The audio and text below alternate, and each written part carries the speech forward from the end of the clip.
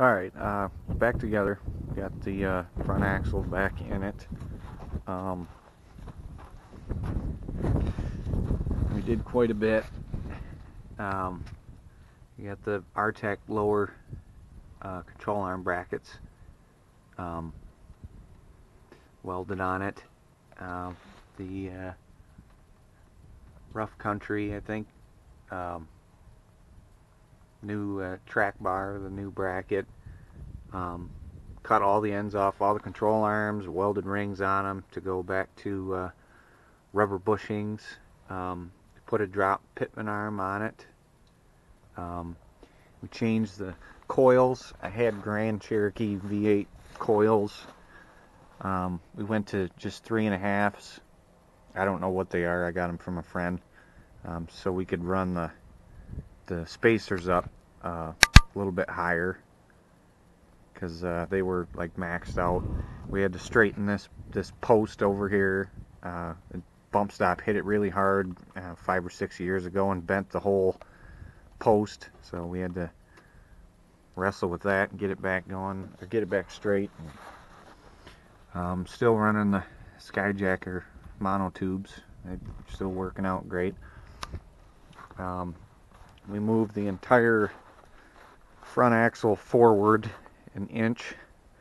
It was really bugging the hell out of me before. It was towards the rear of the wheel well because I was trying to make the factory bump stop pad come up and hit the original bump stop post inside the coil. So I ditched that whole idea. I'm going to go to external, like either hydraulics or those Daystar Stinger bump stops, and probably mount them behind the shocks or something. But it doesn't rub. Um, I mean, I guess it might. I don't know. I've been jarring it pretty hard out in the woods, and I haven't had it rub yet, except for the front drive shaft. I built the exhaust too close to the drive shaft, so you can see it's kind of self-clearancing itself there. So I'm gonna have to cut this side of the exhaust off and redo it, run it up higher. It's somehow, I'm not sure how yet. I've cobbled a front drive shaft in, and I had one sitting around. The splines aren't very good on it, but I had to cut it shorter, obviously, because the whole drivetrain got moved forward. So, but it works for now. It vibrates once you get up to about 65, 70 miles an hour. We threw the piece of shit Smitty built winch back on the front of it. I built like a little bracket to move the solenoid up because the cables were just a big knot, a big mess behind the thing. So I just lifted it up so the cables, I made all new cables, longer cables, and it just looks better and it's easier to work on. Everything's easier to get to. You can see how it just plugs into my front bumper here, and it's on a receiver mount that I made a long time ago that brings it up as close to the bumper as possible. I don't really like it still. It still sticks out too damn far. I was too adamant on making it easily removable. I mean, not too easily removable. It's got one of those J pins on it. You got to have a key to take the thing off, and then you got to loosen a nut. But J pin's really nice because it, this end of it pushes the whatever you have in there right up against the side of the receiver. So when you tighten that nut down, so it keeps the winch not flopping around in the receiver up here.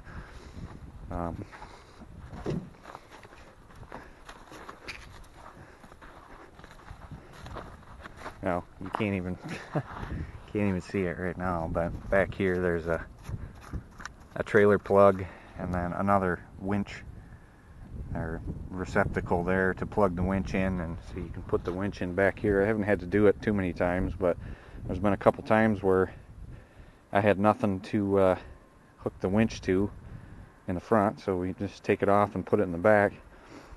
So there's cables that run from the rear bumper and the front bumper up under the hood to a continuous duty solenoid that I flip on with a switch. So in case something shorts out, something stupid happens, the winch gets stuck on or whatever else, I can just flip the switch and kill power to the bumpers.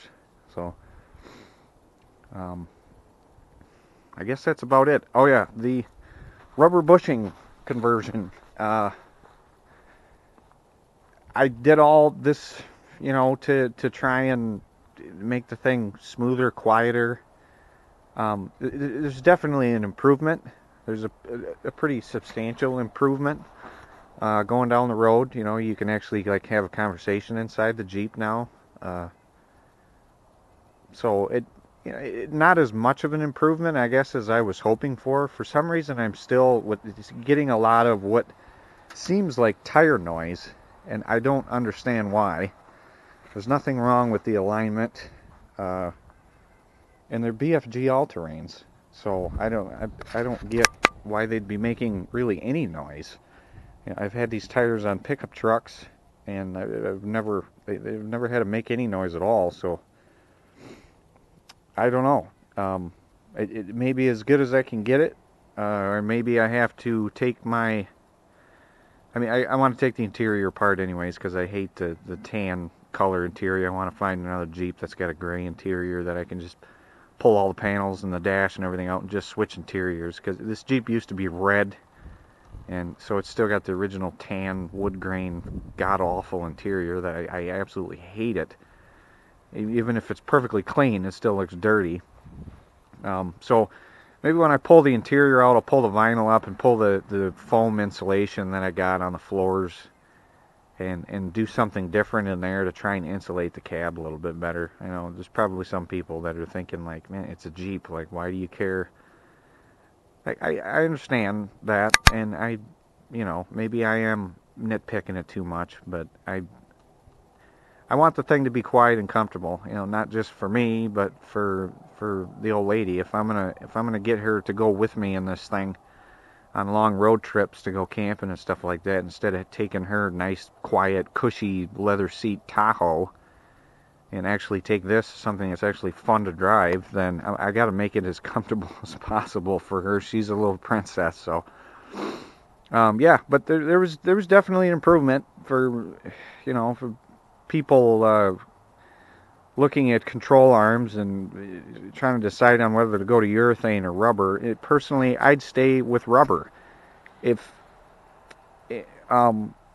you were going long arms or even maybe short arms, maybe just do rubber at the axle end and then do flex joints at the other end. You know, you'd get a good combination of good unrestricted articulation and still have some vibration and noise dampening from the rubber at the other end.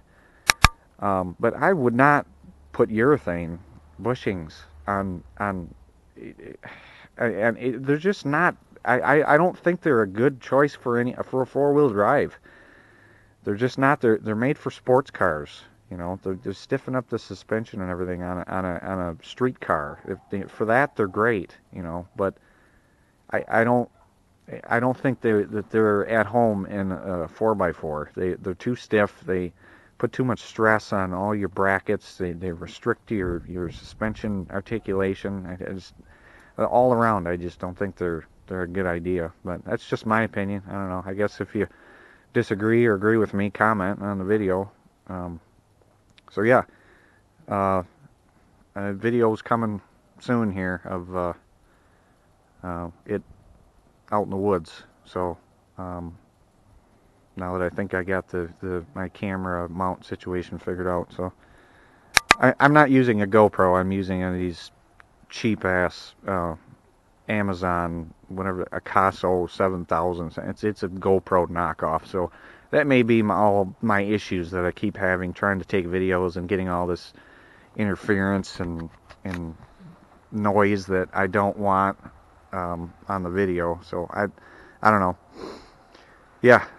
Thanks for watching. There's more videos coming here real shortly.